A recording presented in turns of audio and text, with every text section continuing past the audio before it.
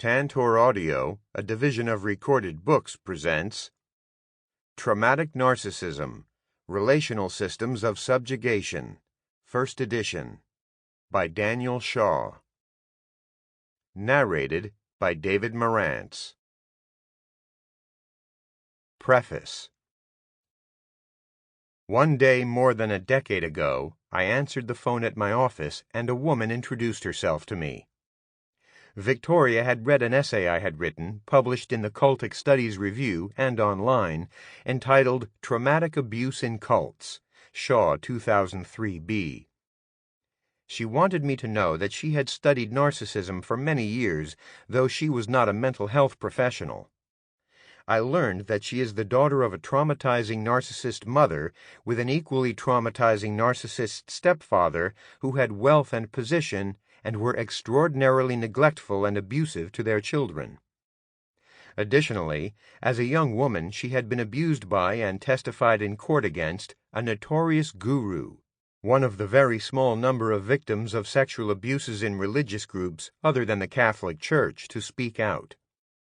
She told me that I had explained something in my paper about narcissism that she had never really come across.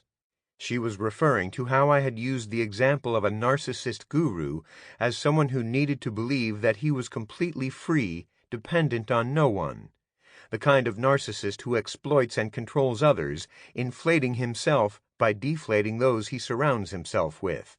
I was arguing in this paper that he needs others desperately, but that he disavows dependency, which he views as weak and shameful.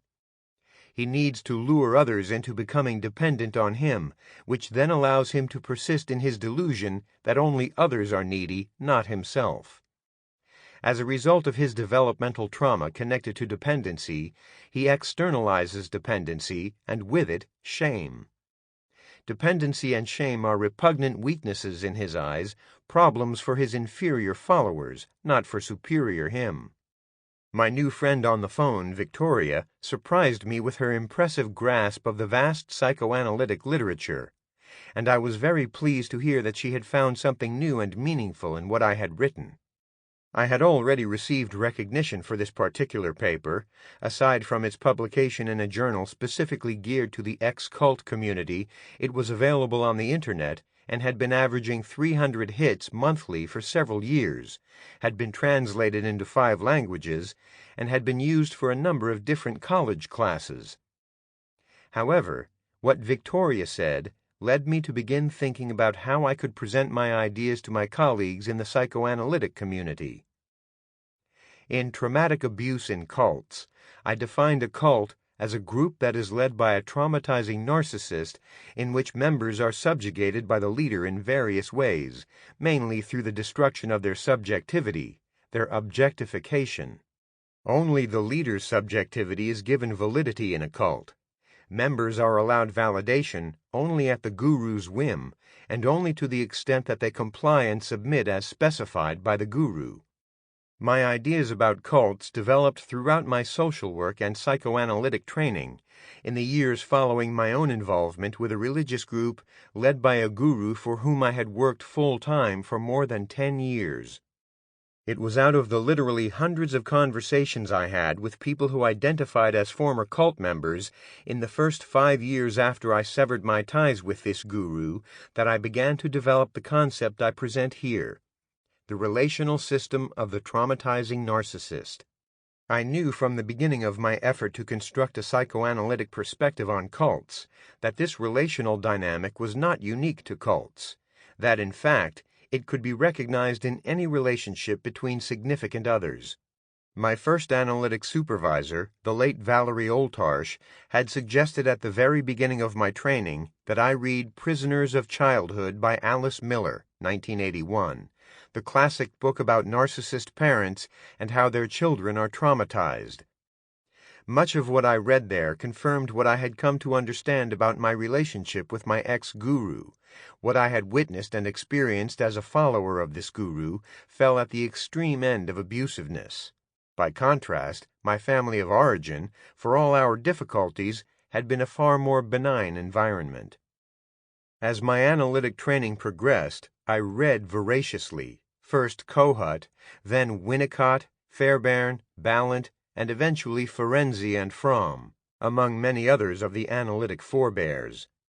Soon the contemporary relational theorists beckoned to me, and Mitchell, Aaron, Benjamin, Ghent, Harris, Hoffman, Bromberg, Davies, and many others influenced me deeply. The common theme of all the authors I was drawn to was, in a word, relationality.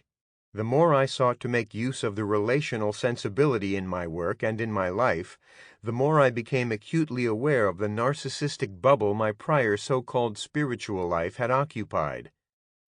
So the study of relationality led me to the study of narcissism. What I read spoke mostly of narcissism as either healthy or pathological, with the pathological aspects viewed as innate, arising from genetic disposition more than environment. In Kohut's work, 1984, I found more understanding of how environment played a role in narcissism, but I still wondered, what about the kind of narcissism that led a person to believe they were omnipotent and thereby entitled to dictate the terms of other people's lives? What of those people, such as I had been, who submit themselves to such dictatorial control? Most psychoanalytic case reports that spoke of a patient's narcissism seemed to me to be talking about people who had been traumatized by a narcissist. Their trust in others and in themselves had been battered, often from within their families.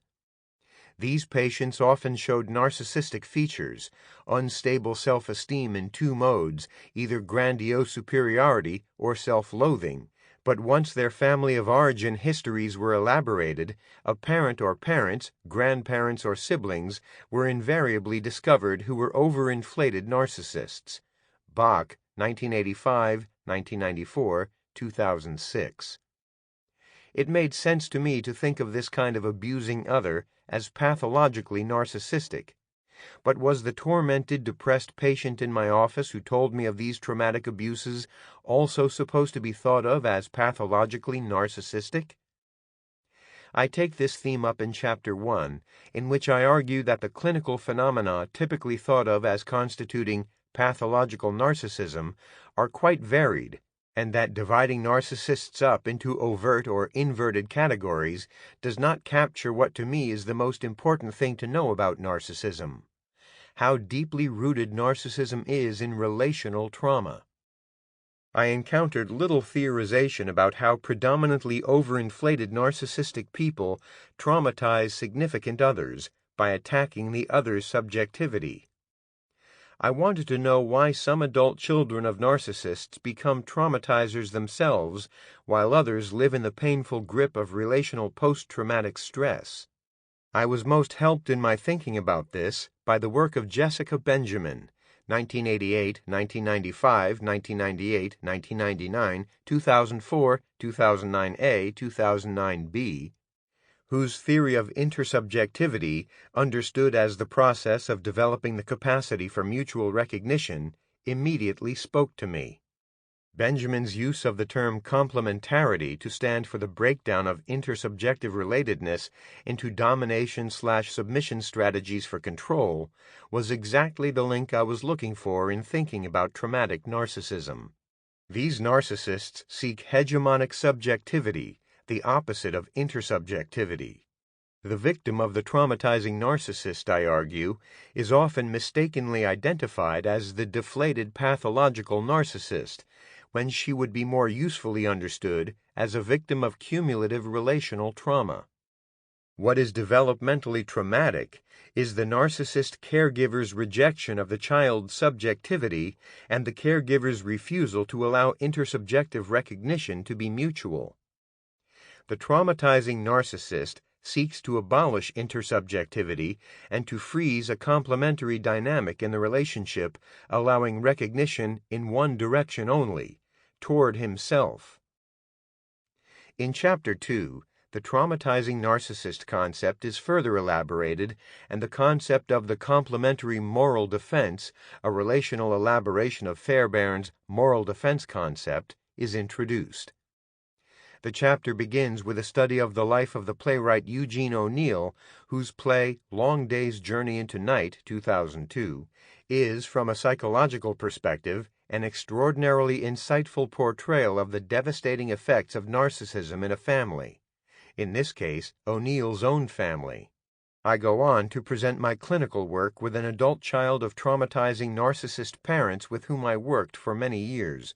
Aside from demonstrating the enactments and impasses that often arise with these patients, I also want to give life to the horribly traumatic damage done when the subjectivity of the other, and especially of the developing child, is the target of the traumatizing narcissist's destructive need for dominance. The first 2 chapters taken together serve to define specifically what I am calling traumatic narcissism, the nature of the traumatizing narcissist's relational system, and the destructive impact the traumatizing narcissist has on his or her significant others. I am making a case for an expansion of the psychoanalytic understanding of narcissism that would bring traumatic narcissism more fully into the relational realms of developmental theory, attachment theory, trauma theory, intersubjective theory, and clinical theory. Chapters 3 and 4 bring the concept of the traumatizing narcissist's relational system beyond the family and the clinic into the area of authoritarian groups and institutions. Over the years, I have read a few too many commentaries on how the new social media phenomenon and reality television were making narcissists of us all. By way of example, a Google search for social media and narcissists brings up hundreds of links to essays on that subject. This way of thinking about narcissism has become pervasive, and unfortunately, it trivializes the concept. The last several decades in the U.S. of nationalistic jingoism and warmongering, of fundamentalist theocratic rhetoric and activism, of the corporate-sponsored denial of the dangers of climate change, of the unregulation of duplicity and greed on Wall Street, and of the power of corporate money to buy and own politicians, are trends of narcissistic self-interest and abuse of power of far more concern than any harmless showing off on Facebook about children's accomplishments, dates, parties, and family vacations. While I touch on some of these graver concerns in Chapter 3, I do not attempt a full-scale cultural/political analysis of the destructive impact of traumatic narcissism at these broader levels.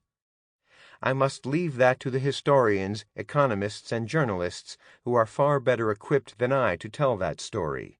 Instead, I have chosen to view religious and therapeutic cultic groups through the lens of the traumatizing narcissist's relational system, focusing on the story of a notorious psychotherapy group that has been described by many former members as a cult. The Sullivan Institute, led originally by Jane Pierce and Saul Newton, was an experiment in creating a psychoanalytic ideology and applying it in a communal setting. The Sullivanians, as they were known, drew many patients over the last decades of the 20th century.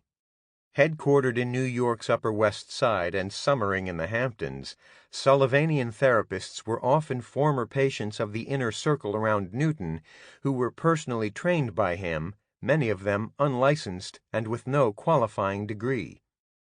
Newton and his group of therapists were reported to have flouted professional ethics and controlled, exploited, and violated patients until the community finally dissolved upon Newton's death. Ideological, authoritarian, highly controlling and demanding groups, sometimes referred to as cults, or in Canada and Europe as sects, illustrate the traumatizing narcissist's relational system as it functions beyond the dyad in groups that can become as large as nations and coalitions of nations. I begin this chapter by describing my own experience of following and working for an Indian guru for more than a decade prior to entering the mental health field. I end the chapter reflecting on how traumatizing narcissism takes its most potentially dangerous form in ideologies of nationalistic exceptionalism. Chapter 4 explores ways in which lingering traces of authoritarianism in psychoanalysis can be found in the process of psychoanalytic supervision. As with Chapter 3, this chapter explores the ways that traumatic narcissism and authoritarianism are linked.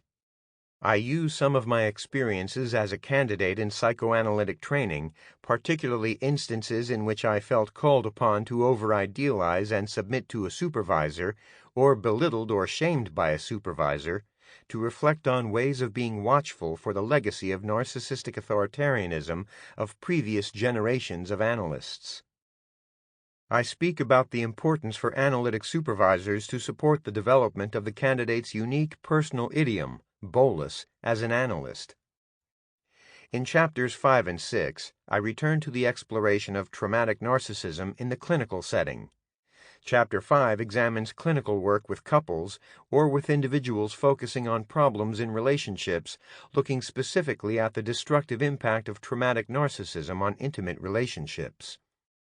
Chapter 6 addresses the phase of analytic work with the adult children of the traumatizing narcissist, in which analyst and patient have together achieved powerfully meaningful insights about the nature of the trauma and its impact. For many patients, the initial reaction to these insights is panic. Understanding what happened does not immediately translate into what will happen next. I explore what this crucial struggle looks like clinically and how the process of starting fresh unfolds, discovering what it means to live from a subjective orientation when one has lived one's life powerfully and adhesively identified as the object of others. The final two chapters, 7 and 8, explore the meaning of the term analytic love. Chapter 7 traces the history of the concept, beginning with tensions and disagreements between Freud and Ferenczi around the analyst's attitude toward the patient. Among those qualities of being an analyst thought of as making up the experience of analytic love, what is always implicit, if not explicit, in any description, is the effort on the analyst's part to be aware of and able to regulate her narcissistic vulnerabilities. I expand on this theme in Chapter 8, in which I describe how my work with adult children of traumatizing narcissist parents has led to a deeper appreciation of the possibilities of analytic love. The concept of analytic love has been articulated beautifully by many psychoanalytic authors, most notably by Lowald, 1960, who wrote of the pivotal phase in analytic work in which the patient has worked through the old to the point of being ready for the new. The newness consists, wrote Lowald, in the patient's rediscovery of the early paths of development of object relations, leading to a new way of relating to objects and of being oneself. Through all the transference distortions, the patient reveals rudiments at least of that core of himself and objects which has been distorted. It is this core, rudimentary and vague as it may be, to which the analyst has reference when he interprets transferences and defenses, and not some abstract concept of reality or normality, if he is to reach the patient. If the analyst keeps his central focus on this emerging core, he avoids molding the patient in the analyst's own image or imposing on the patient his own concept of what the patient should become. It requires an objectivity and neutrality, the essence of which is love and respect for the individual and for individual development. This love and respect represent that counterpart in reality, in interaction with which the organization and reorganization of ego and psychic apparatus take place. Page 20, italics mine. Stephen Mitchell explained why much of his book Relationality, 2000A, was devoted to exegesis of Lowald's work when he wrote that Lowald's way of understanding analytic process contained within it some of the most important facets of relationality developed in the analytic literature of recent decades. Page Roman numeral 16. What is particularly moving for me in the passage by Lowald is his implicit assertion that human love, parental, analytic, any and all, is most nurturing, most supportive of growth and the unfolding of our own unique human potentials, when the lover strives to be free of the narcissistic need to mold the beloved in one's own image, free of the need to impose on the other one's own definition of who the other should be. I understand Lowald to be speaking of the developmental trauma of objectification, the essence of the traumatizing narcissist's destructiveness. He links the healing of this trauma to the kind of analytic love he describes, which encourages the renaissance of the patient's subjectivity. My hope in presenting my work on traumatic narcissism is that by exposing the profound instability at the core of the traumatizing narcissist's psyche, clinicians working with his or her victims and victims themselves can use their understanding of the traumatizing narcissist's relational system to find a pathway toward freedom, toward the restoration of their subjectivity, and toward the development of the capacity for intersubjective relatedness. Chapter 1. The Relationality of Narcissism. A student attempting a thorough review of the psychoanalytic literature on narcissism might be reminded of the parable of the blind men and their encounter with an elephant. Holding its tail, one of the blind men says the elephant is like a long, thick rope. Holding its lower leg, another says the elephant is like a tree trunk. Holding, and so on. In a similar vein, analysts of different schools have their particular ways of thinking about narcissism, and they dispatch highly conflicting accounts from the different regions of the same animal they are observing. We need only invoke Kernberg and Kohut to illustrate the point when it comes to narcissism, though many others could be cited. Narcissism today is a public word in common parlance. When most people talk about narcissism, they are referring to self-centered, vain, exhibitionistic people, people who seek admiration from others and who make everything about themselves. An astonishing amount of popular psychology and internet chat is devoted to the topic, especially to the ways that narcissists exploit and abuse others, and how one can best deal with them, protect oneself from them, and/or get them out of one's life. When psychoanalysts talk about narcissism, however, we have to take pains to define our terms, of which there are many, and bushwhack our way through a jungle of complexity and contradiction. Are we talking about healthy, normal, or pathological narcissism? Is a narcissist deflated, overinflated, thick or thin-skinned, overt or inverted? Is narcissism characterized by entitled grandiosity or by primitive idealization, or both? Is it a line of development of the self, leading in maturity to empathy, wisdom, and humor, or a primitive infantile developmental stage to which schizophrenics regress? Is narcissism more broadly the dimension of mental activity concerned with maintenance of self-esteem? A pathology caused by an excessive endowment of aggression or envy or an extraordinary vulnerability to shame, or by traumatic impingements at crucial developmental stages? What about problems with making fluid transitions from subjective to objective states and back? Isn't that characteristic of the narcissist as well? All of the above is the answer, and a great deal more when we go by the rich, complex, and sometimes contradictory psychoanalytic literature. Another parable, the one about the Tower of Babel, comes to mind. Seeking to bring clarity and coherence to the subject, at least for psychoanalysts, Stephen Mitchell, 1988, rejected the premise that narcissism was simply the result of intrapsychic developmental processes gone wrong.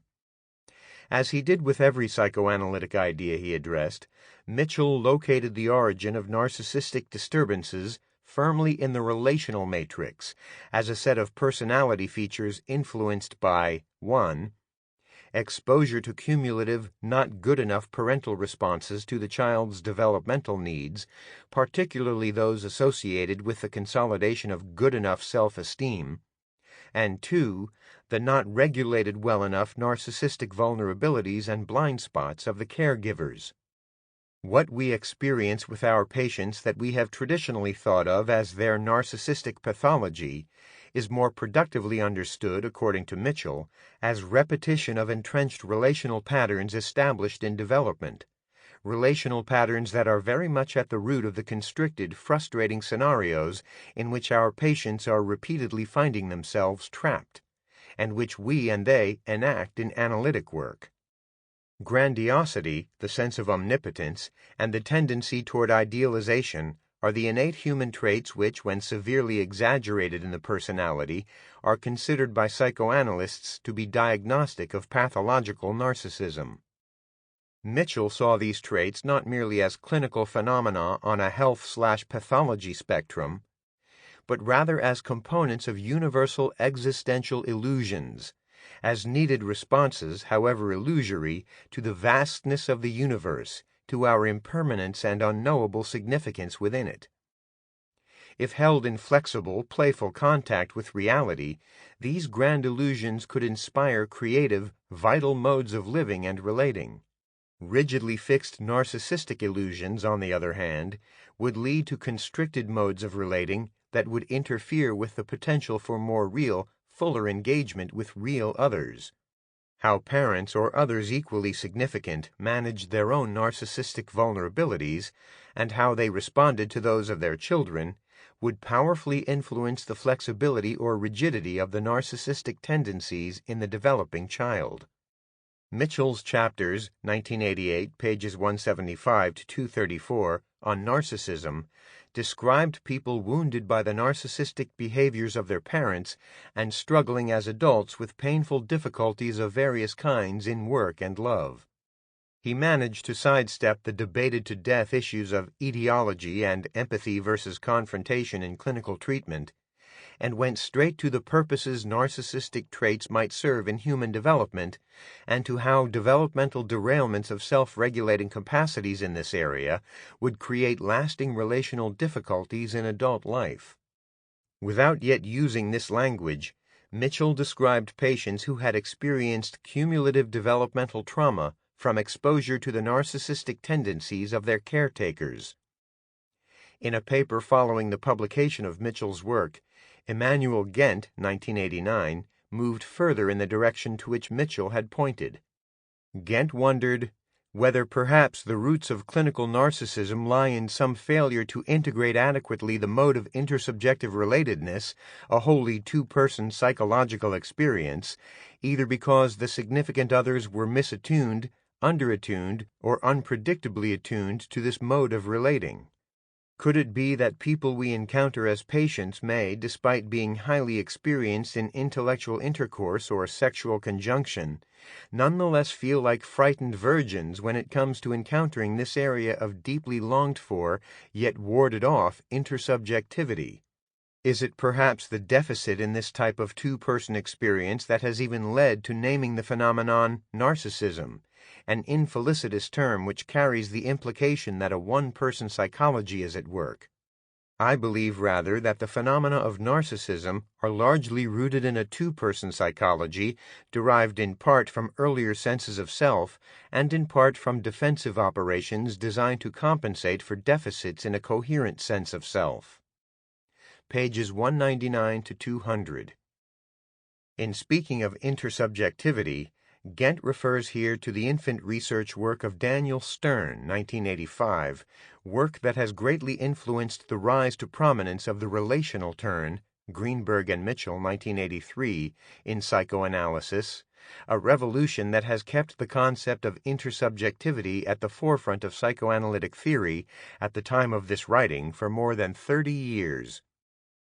The many pioneering contributors to our understanding of the centrality of intersubjectivity, both in human development and in psychoanalytic treatment, are too numerous to mention here. Those contemporary authors whose work has most influenced my own thinking on intersubjectivity include, but are by no means limited to, Aaron, 1996, Benjamin, 1988, 1995, 1998, 1999, 2004, Bromberg, 1998, 2006, 2011, Ghent, 1989, 1990, Hoffman, 1998, and Mitchell, 1988, 1993, 1997, 2000A, 2003A, 2003B. As Auerbach, 1993, definitively observes, the old paradigm of narcissism as an infantile developmental stage that hopefully evolves into relatedness to others no longer applies once we take into account the findings of modern infant research. The infant is related from the beginning and seeks relationship from the beginning. By identifying clinical narcissism as a developmental deficit arising from deficits in a coherent sense of self, Ghent does not specify the cause of these deficits, but I believe he is suggesting that what has traditionally... Sample complete. Ready to continue?